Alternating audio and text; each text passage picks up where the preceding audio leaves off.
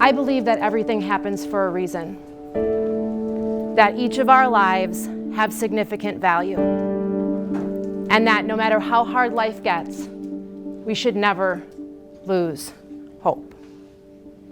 My parents tried for years to get me healthy, get me walking towards recovery, but I can't even count the number of times I relapsed, simply trying to fake I was healthy.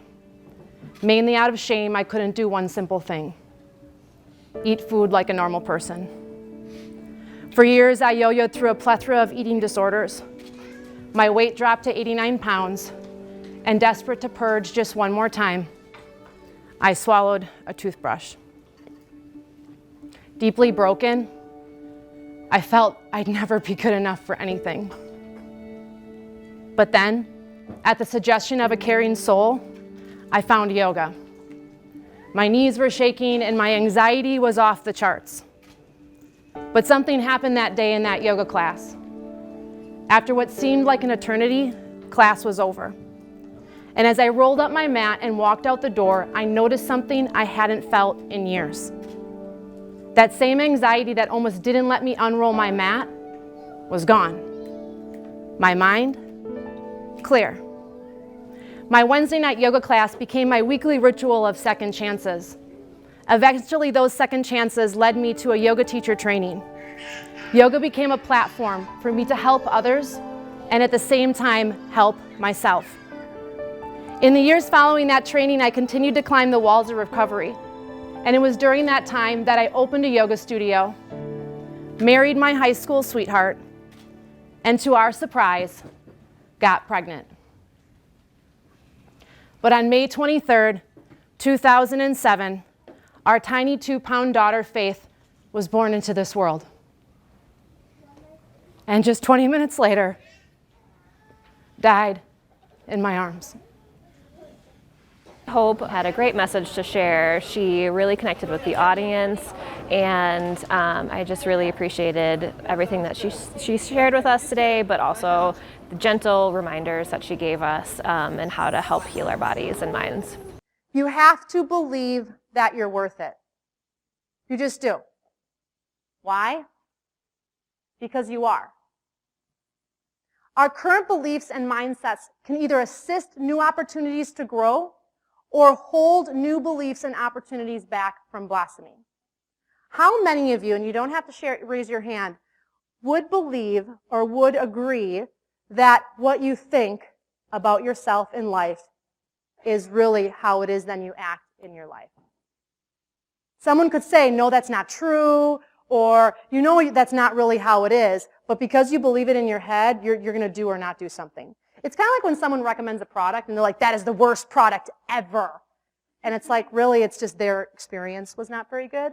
But then it holds you back from experiencing anything else because you're never going to use that product ever again or any product similar to that because you think it's bad. So I want you just to reflect for a moment on your beliefs. I'm not just talking about your faith, okay? That's not what I'm talking about. I'm talking about your daily beliefs in anything in life and how that hinder or holds you back from new opportunities. I'll give you an example. I'm not flexible enough. It's something I hear a lot from new yoga students. But yet the whole reason why you should come to yoga is to become more flexible, right? Where did that belief come from? We have to get over that belief because it's holding us back from feeling better. Maybe you have a similar experience in your life to that internal dialogue. The moment I met Hope, there was an instant connection, and I fell in love with her for 3 reasons. The first reason was her authenticity. The second thing was her vulnerability. And the third thing was her connection to her message and her purpose, and that connection to her message that she desires to share in a way to help other people. I loved her energy. I just thought that, she got up there and, even with the different emotions as she was telling her part of the story, I felt like people could connect with what she was speaking about. We have enjoyed having Hope teach our clients and our students as part of the Therapeutic Nutritional Counseling course, as well as classes at our center when we were open in Wisconsin. Hope is an absolutely wonderful educator. Her mind is full of information that you would benefit seeping from. She's an incredible reflexologist, yoga instructor, and just all around incredibly beautiful person. The last breath I'm going to teach you is called the Brahmarya breath, or the bumblebee breath. This is one of my favorite breaths to teach. So my daughter Meredith, she is now in 2nd grade, but last year I had the privilege of going into her classroom once a month at St. Killian's School with her teacher, Dawn Hebler. And I came in and taught yoga, but I also taught breathing and meditation. And this was one of the favorite breaths that not only the kids enjoyed, but the teacher as well. And Dawn came back to me after the end of the school year last year and said that she started using this breath regularly with the kids because she saw such an instant calming effect with the 1st graders. And let me mind you that her 1st grade class was 7 girls and 2 boys. And so now she has it this year, and she has 9 boys and 2 girls. And she's using it this year, and she said it's just as effective as last year. All right, so we're going to be a little silly. I want you to sit nice and tall. We're going to be plugging off the ears with the first 2 fingers so that you can actually hear the breath, okay? It's going to be inhaling through the nose, and then exhaling through the nose. We're going to have kind of a pursed lip making an M sound. You're going to feel that vibration in your mouth, but you're also going to hear that vibration in your ears, and it creates what we call in yoga a mind scramble. So it gets all of those thoughts kind of moving around and out, so then you have a lot more clarity to focus on whatever you need to focus on. Okay, so we're going to do this 3 times. So plugging off the ears, nice deep breath in through the nose. And exhale.